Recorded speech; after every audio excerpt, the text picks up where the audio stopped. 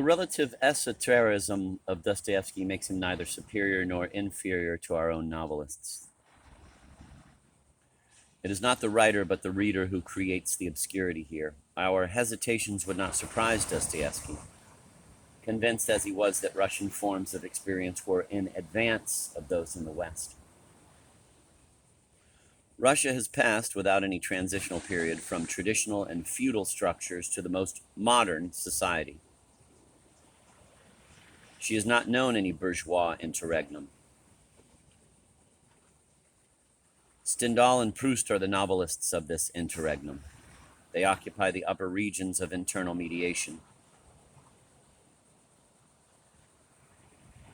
while Dostoevsky occupies its lowest.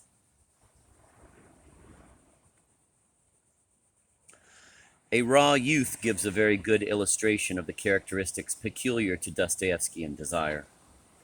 The relations between Dolgoruki and Versolov can be interpreted only in terms of mediation.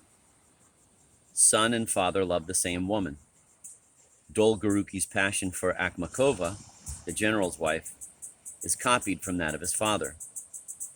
This mediation of father for son is not the external mediation of Proustian childhood, which we defined in talking of Cambrai, but an internal mediation which turns the mediator into a loathed rival.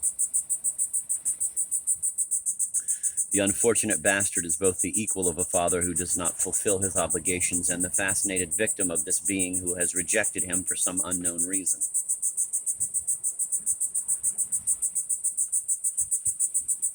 To understand Dolgoruki, one should not therefore compare him with the children and parents of previous novels, but rather with the Proustian snob obsessed by the person who refuses to accept him.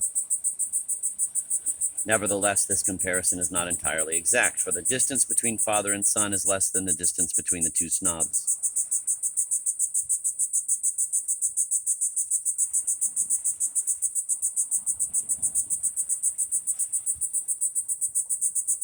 Dolgoruki's ordeal, therefore, is even more painful than that of the Proustian snob or lover.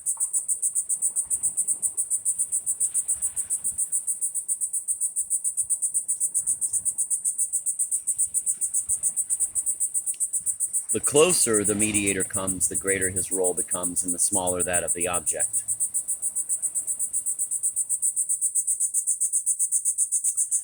Dostoevsky, by a stroke of genius, places the mediator in the foreground and relegates the object to the background.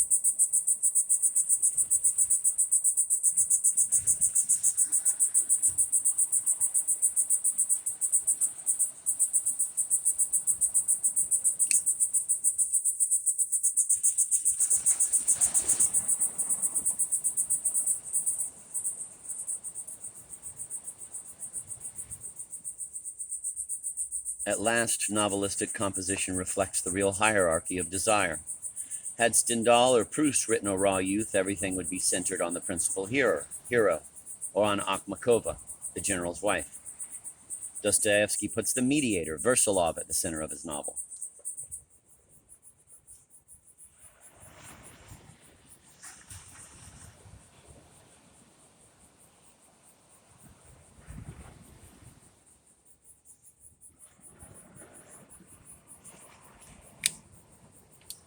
But from our point of view, A Raw Youth is not the most daring of Dostoevsky's works. It is a compromise between several solutions. The transfer of the novelistic center of gravity is best and most spectacularly illustrated by the eternal husband. Velchaninov, a rich bachelor, is a middle-aged Don Juan who is beginning to give in to weariness and boredom. For several days he has been obsessed by the fleeting apparitions of a man at once mysterious and familiar, disturbing and odd. The character's identity is soon revealed. It seems he is a certain Pavlovich Trusotsky, whose wife, a former mistress of Velchaninov's, has just died.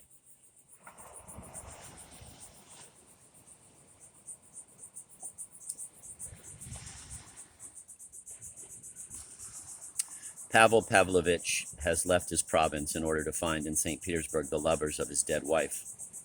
One of the lovers also dies, and Pavel Pavlovich, in deep mourning, follows the funeral procession. There remains Velchaninoff, on whom he heaps the most grotesque attentions and whom he wears out by his constant presence. The deceived husband makes very strange statements concerning the past. He pays his rival a visit in the middle of the night, drinks to his health, kisses him on the lips, and very cleverly tortures him, using an unfortunate little girl whose father remains unknown.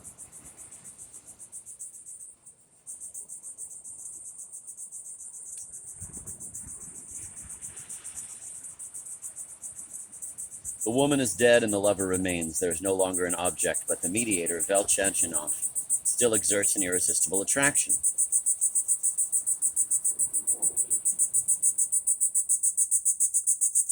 This mediator makes an ideal narrator, since he is the center of the action and yet scarcely participates in it. He describes events all the more carefully, since he does not always succeed in interpreting them and is afraid of neglecting some important detail.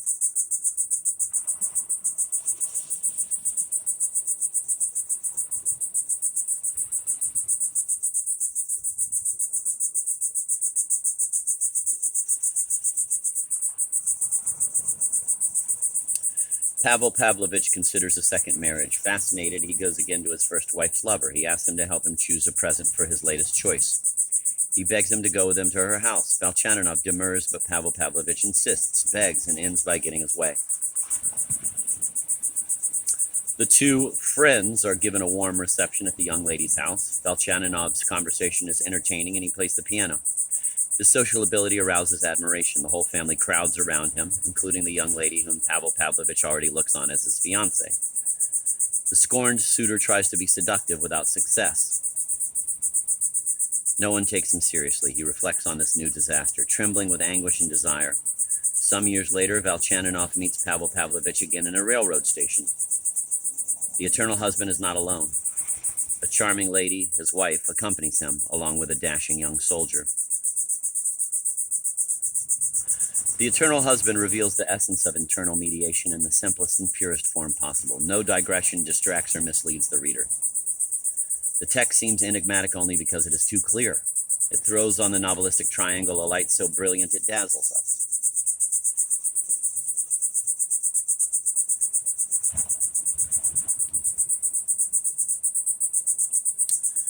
Confronted with Pavel Pavlovich, we can have no more doubts about the priority of the other in desire. A principle first laid down by Stendhal. The hero is always trying to convince us that his relationship to the object of desire is independent of the rival. Here we clearly see that the hero is deceiving us. The mediator is immobile, and the hero turns around him like a planet around the sun.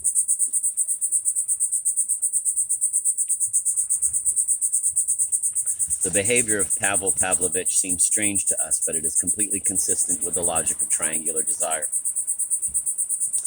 Pavel Pavlovich can desire only through the mediation of Velchaninoff. In Velchaninoff, as the mystics would say.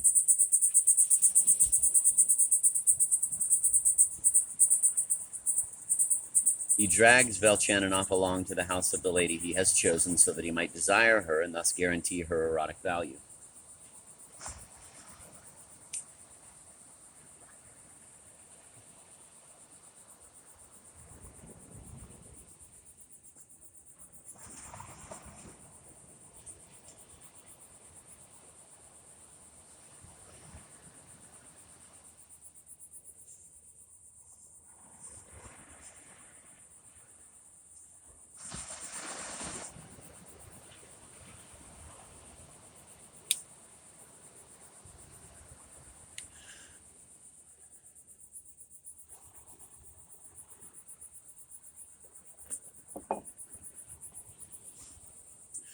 Some critics would like to see in Pavel Pavlovich a latent homosexual, but the homosexuality, whether it is latent or not, does not explain the structure of desire. It puts a distance between Pavel Pavlovich and the so-called normal man.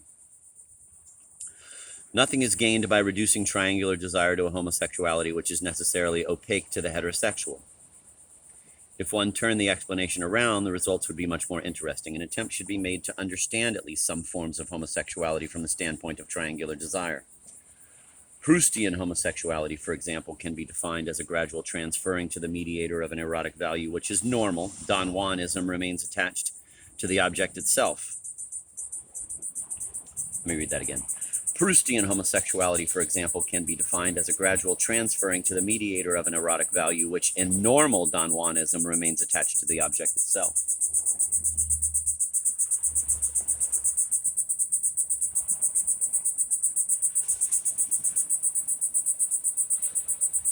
This gradual transfer is not a priori impossible. It is even likely in the acute stages of internal mediation, characterized by a noticeably increased preponderance of the mediator and a gradual obliteration of the object. Certain passages in The Eternal Husband clearly show the beginning of an erotic deviation toward the fascinating rival. The novels considered here illuminate each other, and the critic should borrow from the novels themselves his methods, concepts, and even the direction of his efforts.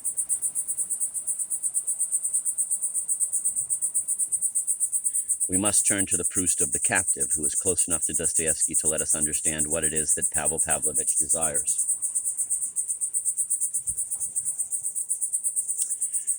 It would fall to our lot were we better able to analyze our loves to see that often women rise in our estimation only because of the dead weight of men with whom we have to compete for them.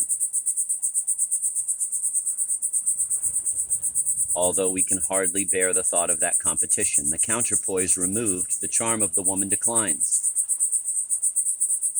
We have a painful and salutary example of this in the man who, conscious of a decline in his affection for the woman whom he loves,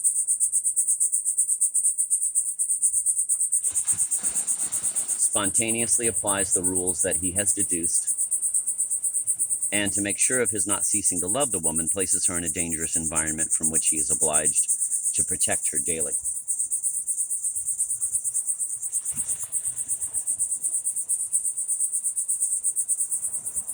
I'm going to read that again.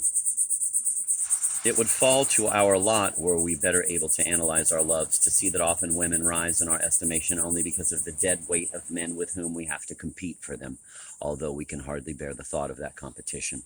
The counterpoise removed, the charm of the woman declines. We have a painful and salutary example of this in the man who, conscious of a decline in his affection for the woman whom he loves, spontaneously applies the rules that he has deduced, and, to make sure of his not ceasing to love the woman, places her in a dangerous environment from which he is obliged to protect her daily. Beneath the casual tone is the fundamental Proustian anguish, which is also the anguish of Pavel Pavlovich. Dostoevsky's hero, too, applies spontaneously, if not serenely, rules which he has not really analyzed, but which only control his miserable existence all the more.